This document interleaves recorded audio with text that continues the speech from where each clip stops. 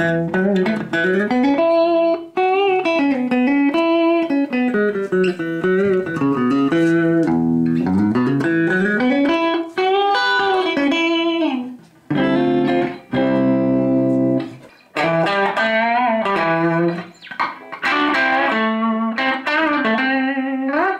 everybody, it's Bill from Canadianbreed, and I am very excited to introduce to you this brand new model, the Uptown for 2014, finally done and plugged in and ready to go.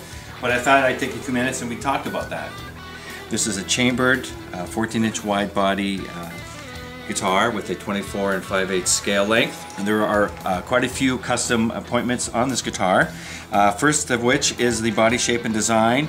I would say if you were to take Brian May's guitar, a Bigsby, a Rickenbacker, and a Gretsch and throw them together one night, this is what you would come up with. This is a two-piece mahogany body with a upper cap and lower back cap, which is fully chambered out of the solid piece. This is a very fresh and yet vintage looking guitar with the dished wings in the pointed oval style, the unique F-holes, as well as a custom tailpiece matching the whole vintage vibe of this guitar, as well as the switch plate.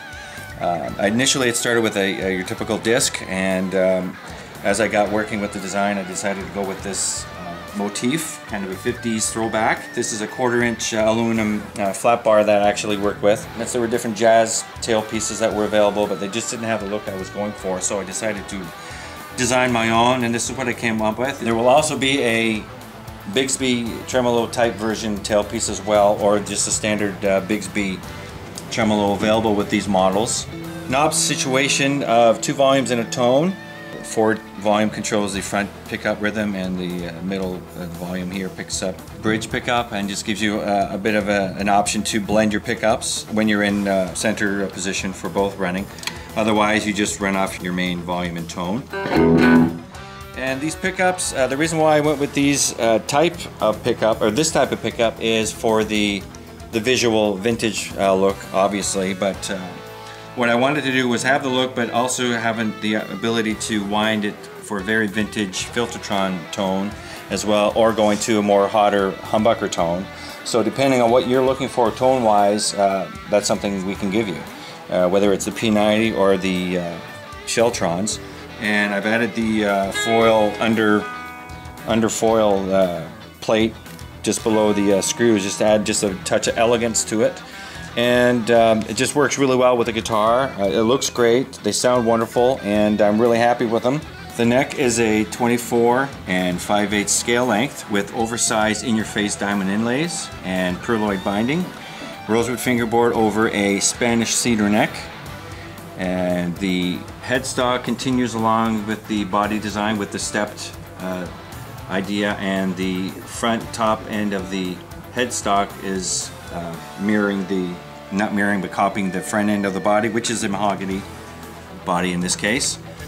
And along the back we have open back tuners with a stepped upper or bass tuner section, as well as a double flute in the transition into the headstock.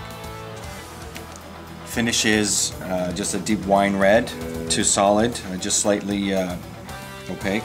The wings have a unique feature in that you could do so many different types of finish options, whether it be inlaying with perloid or a brushed aluminum to create a contrast with the centerpiece, and it will come in a number of different versions, solid body and chambered with F-holes, as well as different body widths from 14, which this is the prototype size, up to 16 or 17 and 15.5.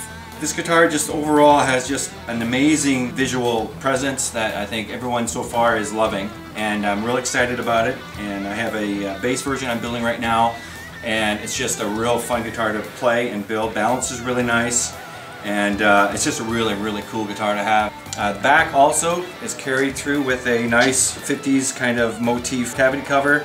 So the whole guitar, my whole goal with this guitar was that every time you pick it up, you find something unique and interesting about it, and every time you open up the case, it just puts a big smile on your face.